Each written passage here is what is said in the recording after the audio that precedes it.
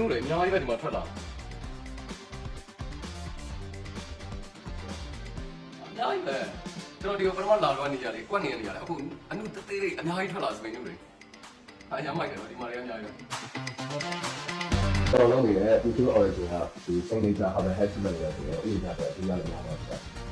အဲဒါကြောင့်မိတ်ဆွေတို့မှာဥယျာဉ်ပြဿနာတွေဖြစ်နေတယ်ဥပမာဟောက်ထားတာတို့စပင်းထွက်တာတို့ပြီးရင်ထိတ်ကြောင်တာတို့တချို့ဆိုရင်ခေါင်းမှာဒီအကြီးပေါ်ထားပြီးတော့ချောင်းရမ်းတာတို့ကျွန်တော်လည်းအရင်ကကျွန်တော်ဒီမှာဒီကျွန်တော်ရဲ့ဥယျာဉ်အရင်ဆက်ဖြစ်တယ်ပြီးရင်ဒီလိုပေါ့ထိုက်ထားတယ်ကျွန်တော်ဘောက်တွေပါပြီးရှိတဲ့ပုံပြဒီဒီလိုလုပ်တဲ့ကျွန်တော်အားလုံးတက်တာကြောက်ပြီးသွားတယ်ပြီးတော့ဒီအမျိုးသမီးတွေခင်းပြီးတော့ဖြစ်တဲ့ဒီစပင်းချော့စင်ပေါ့နော်ပုံမောက်ကြောင်းလိုက်တော့ဖြစ်တဲ့စပင်းချော့တဲ့ပြဿနာတွေဆိုလည်းကျွန်တော်တက်တာတယ်အားကြောင့်မလို့ကျွန်တော်ကအခုဒီ